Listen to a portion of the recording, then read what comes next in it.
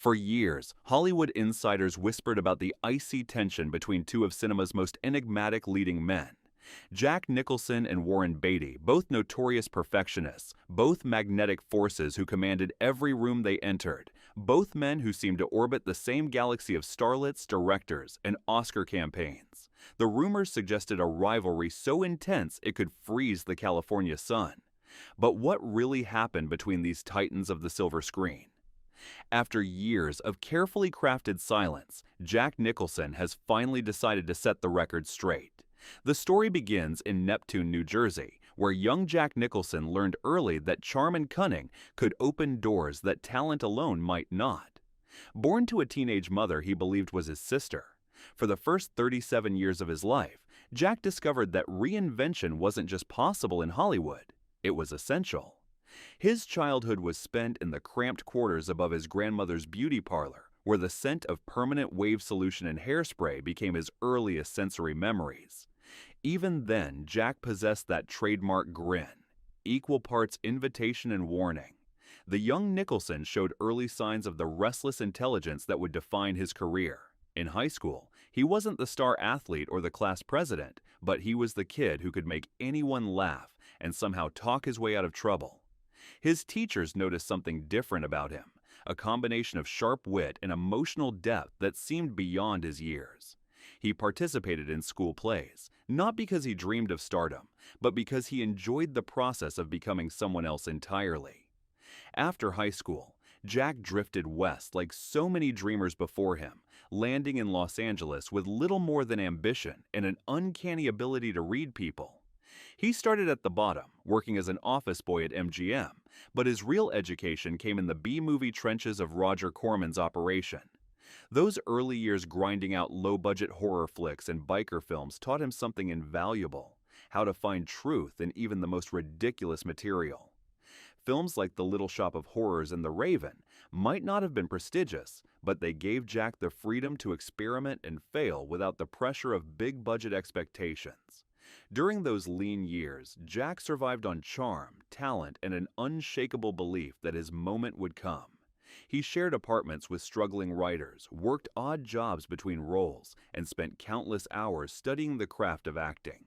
He wasn't just learning lines, he was learning how human beings actually behaved, how they revealed themselves through gesture and inflection, how they tried to hide their true feelings and inevitably failed.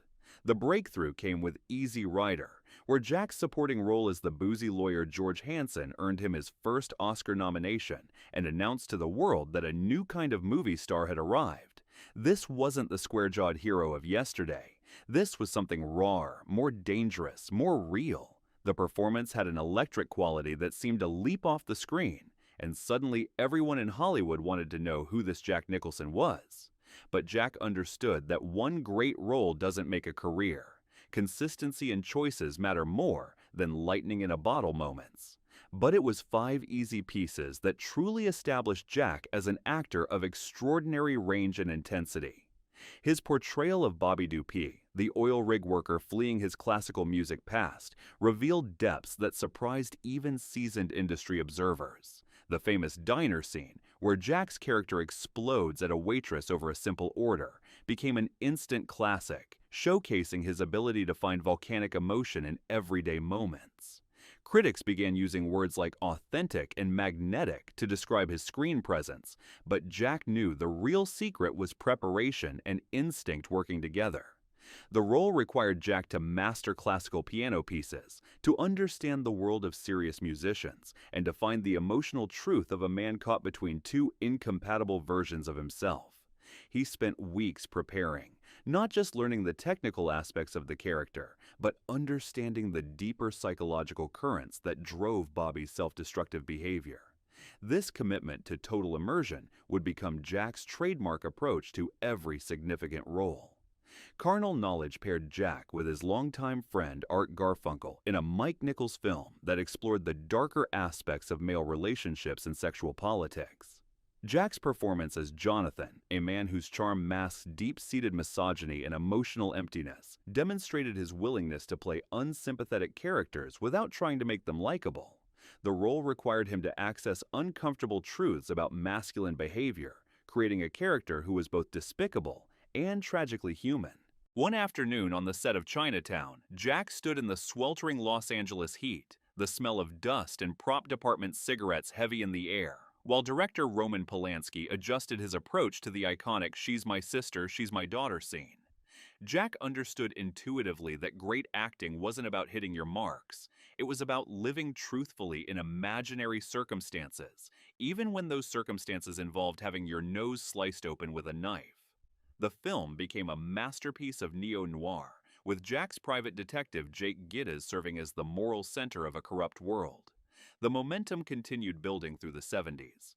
One Flew Over the Cuckoo's Nest brought Jack his first Academy Award for Best Actor, a performance so committed and fearless that it redefined what audiences expected from leading men. His Randall McMurphy wasn't just rebellious, he was heartbreakingly human, a man whose spirit couldn't be contained by institutions designed to crush individuality. The role required Jack to spend weeks in an actual psychiatric hospital, observing and learning, preparation that showed in every gesture and glance. The experience of playing McMurphy changed Jack's understanding of his craft and his responsibility as an artist. He realized that great performances could actually impact social attitudes, that entertainment could serve larger purposes without sacrificing emotional truth. The film's success validated his belief that audiences were hungry for authentic human stories, not just escapist fantasies. The Shining showcased Jack's ability to navigate the territory between sanity and madness with terrifying precision. His portrayal of Jack Torrance, the writer who descends into homicidal rage while isolated in a haunted hotel, required him to chart a character's complete psychological breakdown. Working with Stanley Kubrick, a director infamous for demanding dozens of takes, Jack learned to maintain emotional intensity through repetition, a skill that few actors possess. The famous "Here's Johnny" scene became one of cinema's most quoted moments, but Jack's performance throughout the film demonstrated remarkable control and technique. He had to be frightening without becoming cartoonish, unhinged without losing the character's essential humanity. The role proved that Jack could handle extreme material while maintaining the psychological realism that defined his best work.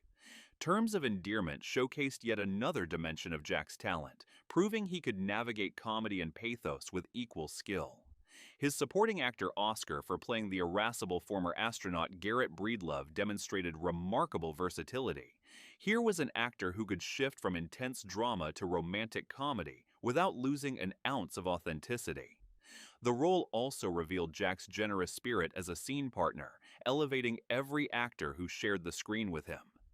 Working opposite Shirley MacLaine and Deborah Winger, Jack found ways to make his character both aggravating and endearing, a man whose flaws were inseparable from his charms. The performance required delicate calibration. Too much sentiment and the character would become saccharine, too much abrasiveness and he'd become unlikable. Jack found the perfect balance, creating a fully realized human being rather than a collection of quirks. The 80s brought Batman, where Jack's interpretation of the Joker became instantly iconic. His approach to the character balanced genuine menace with theatrical flair, creating a villain who was both terrifying and oddly sympathetic. The performance reminded audiences that Jack possessed a rare gift for making even the most extreme characters feel recognizably human.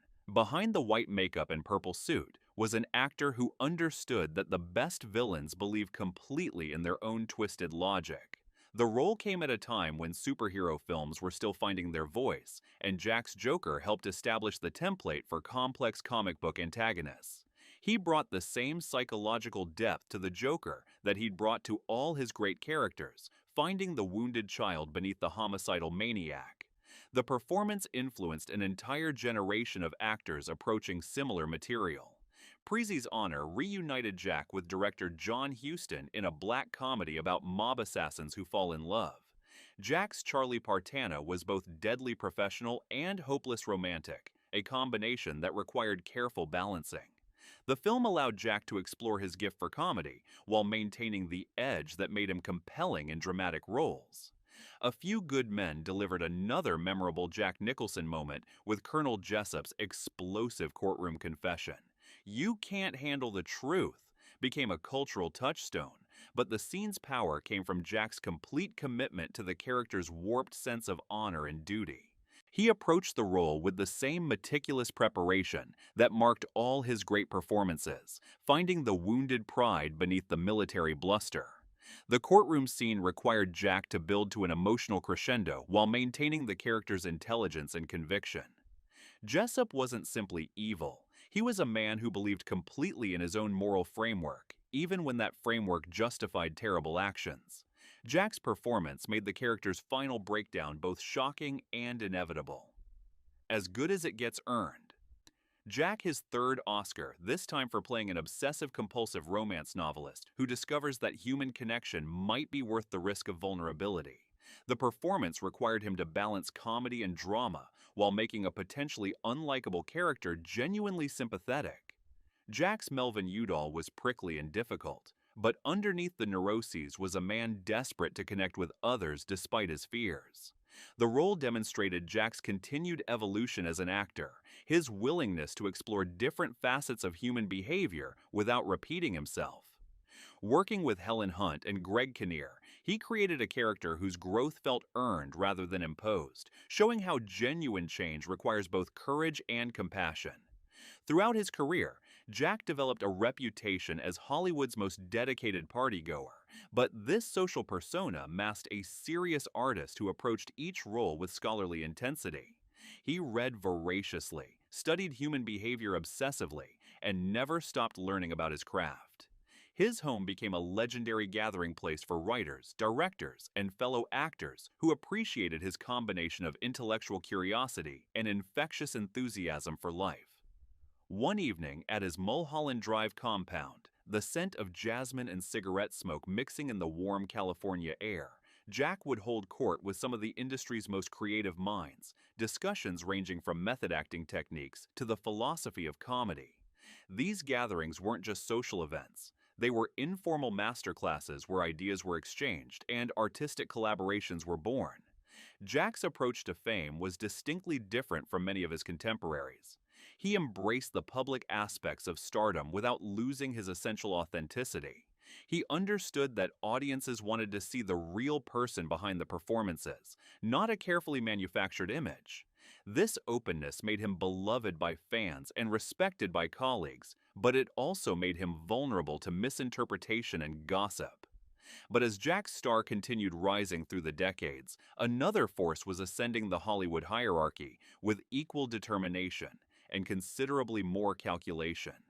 Warren Beatty represented everything Jack seemed to reject about traditional stardom: the careful image management, the strategic career moves, the relentless pursuit of not just success, but control over every aspect of that success. Where Jack appeared spontaneous and unpredictable, Warren seemed methodical and analytical.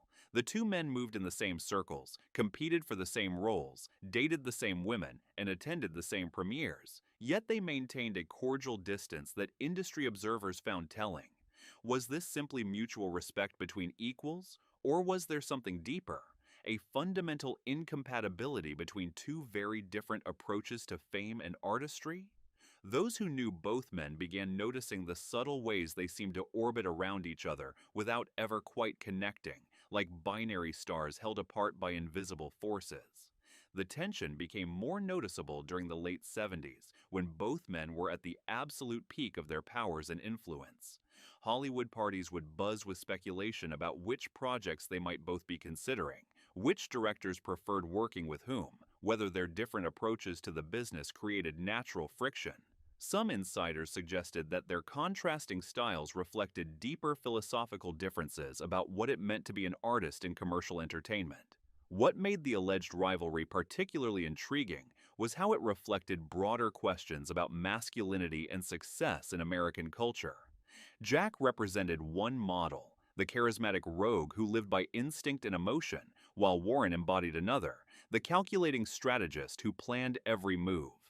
Both approaches had their advantages and limitations, their devoted followers and harsh critics, and yet, for decades, both men kept silent about their true feelings toward each other. Until now. The whispers started in the mid-70s, when both Jack and Warren were at the height of their powers and seemingly competing for the same cultural territory. According to a 1976 Variety column, the tension began over a role that both men wanted desperately, the lead in a prestige picture that would eventually go to neither of them. But those close to the situation suggested the conflict ran deeper than professional rivalry. The alleged incident involved a high-profile project that both actors had been courting through their respective representatives. Sources claimed that Jack's more informal approach, showing up to meetings with directors, using his personal charm to win roles, clashed with Warren's more systematic method of analyzing scripts, negotiating terms, and maintaining careful control over his image. When neither man got the part, rumors suggested each blamed the other's involvement for complicating the decision-making process.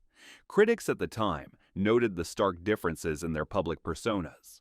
Jack embraced the hedonistic aspects of stardom, the Lakers games, the parties, the romance rumors, while Warren maintained a more enigmatic presence, carefully controlling his image and rarely revealing his private thoughts. This fundamental difference in approach, some argued, created an inevitable friction between two alpha personalities who dominated the same small world. Gossip columnists began tracking their interactions at industry events, noting when they spoke and when they didn't, analyzing body language and social dynamics for signs of tension. A 1978 report in The Hollywood Reporter suggested that the two men had been seen having an intense conversation at a Beverly Hills restaurant, leading to speculation about whether they were settling their differences or deepening their conflict. The alleged quotes that surfaced over the years painted a picture of polite but pointed mutual criticism. In a 1982 interview with Rolling Stone, Jack reportedly suggested that some actors mistake control for creativity, while Warren was quoted in a 1985 Esquire profile describing certain of his contemporaries as more interested in being characters than creating them. Neither man mentioned the other by name, but industry insiders read between the lines. A particularly persistent rumor involved a casting decision for a major film in the early 80s, where both men were supposedly under consideration. According to the story, Jack's supporters argued that his emotional authenticity made him the obvious choice, while Warren's advocates insisted that his analytical approach and producer sensibilities would serve the project better. The role ultimately went to a third actor, but the behind-the-scenes maneuvering allegedly created lasting resentment. But here's the twist that no one saw coming. According to Jack himself, the entire feud was largely a creation of journalists and gossip columnists looking for a compelling narrative. Warren and I were never enemies, Jack reveals in his first extended comments on the subject. We were two guys trying to do good work in a town that loves to pit people against each other. The press needed their story, so they created one. What really happened, Jack explains, was a series of misunderstandings amplified by the Hollywood rumor mill. The competition for roles was simply two professionals pursuing the same opportunities, something that happens constantly in any creative field. The perceived coldness between them was actually mutual respect expressing itself as professional distance. Neither man wanted to risk undermining the other's work by appearing to curry favor or seek advantage through friendship. Jack's perspective reveals a more complex truth about Hollywood relationships than the simple rivalry narrative suggested. Warren's a serious artist, he continues. He thinks deeply about every choice, every project. That's not my style, but I respect the hell out of it. We're different kinds of actors, different kinds of men, but we've always been on the same side, the side of trying to make something meaningful. The real tension, Jack suggests, came from external pressures rather than personal animosity. Both men faced constant scrutiny, endless speculation about their private lives, and the burden of representing different models of masculine stardom. In that environment, maintaining distance wasn't personal, it was survival. When you're in the spotlight, every interaction gets analyzed to death, Jack observes. Sometimes the kindest thing you can do for a colleague is leave them alone. Jack admits that there were moments when the manufactured rivalry served both their interests. The press attention kept us both relevant, he acknowledges with characteristic honesty. People love a good story, and sometimes it's easier to let them have their narrative than to constantly correct the record. But privately, there was never any real animosity. The truth, according to Jack, is that he and Warren always shared more similarities than differences. Both men came from modest backgrounds and worked their way up through the Hollywood system. Both understood the importance of artistic integrity and professional respect. Both navigated the challenges of fame while trying to maintain their essential humanity. Warren and I both learned early that this business will eat you alive if you let it, Jack reflects. We found different ways to protect ourselves, different strategies for maintaining our artistic vision. But we were fighting the same fight, trying to do meaningful work in an industry that doesn't always value meaning over profit. Warren Beatty's journey to Hollywood royalty began in Richmond, Virginia, where his theatrical ambitions first took shape in high school drama productions. Even as a teenager, Warren possessed the analytical mind that would later make him one of the industry's most successful actor-producers. His sister Shirley MacLaine had already established herself as a major star, but Warren was determined to forge his own path rather than ride on family connections. Growing up in a middle-class household with parents who valued education and cultural achievement, Warren developed the intellectual curiosity that would distinguish him throughout his career. His father was a psychology professor, his mother a drama teacher, influences that gave Warren both analytical tools and artistic sensibilities. Unlike many future stars who dreamed only of fame, Warren was fascinated by the entire creative process, from script development to final edit. After studying at Northwestern University, where he immersed himself in theater and liberal arts education, Warren made his way to New York, where he honed his craft in television and stage work before Hollywood came calling. His breakthrough film, Splendor in the Grass, established him as a serious dramatic actor capable of conveying complex emotional depths. But Warren was already thinking beyond acting. He wanted to understand every aspect of filmmaking, from financing to final cut. The experience of working with Elia Kazan on his debut film taught Warren invaluable lessons about directorial vision and collaborative creativity. He observed how Kazan managed to extract authentic performances while maintaining artistic control, lessons that would prove crucial when Warren began producing his own projects. The film's success also introduced him to the unique pressures of sudden fame, experiences that shaped his cautious approach to publicity and image management. Bonnie and Clyde represented Warren's emergence as a complete filmmaker, not just a performer. He produced the film, shaped its vision, and took enormous financial and creative risks to bring the story to the screen. The project's success validated his belief that actors could and should take control of their artistic destinies. One evening during production, Warren stood in a Texas wheat field, breathing in the scent of prairie grass and diesel fuel from the vintage cars, knowing he was creating something that would change American cinema forever. The film's revolutionary impact on movie violence and moral ambiguity established Warren as more than just another handsome leading man. He had demonstrated the ability to identify important material, assemble talented collaborators, and guide a project from conception to completion. This comprehensive approach to filmmaking would define his career and influence countless other actor-producers who followed his example. McCabe and Mrs. Miller showcased Warren's willingness to work with unconventional directors and embrace challenging material. Robert Altman's anti-Western required Warren to play against his natural charisma, creating a character who was simultaneously entrepreneurial and vulnerable. The performance demonstrated his range as an actor, while the production experience taught him about different approaches to collaborative filmmaking. Shampoo, which Warren also produced, explored themes of sexual liberation and moral confusion in ways that Hollywood had rarely attempted. His portrayal of a Beverly Hills hairdresser caught between multiple romantic entanglements required careful balance between comedy and social commentary. The film's success proved that audiences were ready for more sophisticated explorations of adult relationships and contemporary social issues. Heaven Can Wait allowed Warren to explore his gifts for romantic comedy while maintaining creative control as producer, director, and star. The film's success demonstrated his versatility and commercial instincts, proving that he could deliver crowd-pleasing entertainment without sacrificing artistic integrity. The project also showcased his collaborative spirit as he shared directing duties with Buck Henry and created space for other performers to shine. Throughout his career, Warren's approach to fame was as calculated as his approach to filmmaking.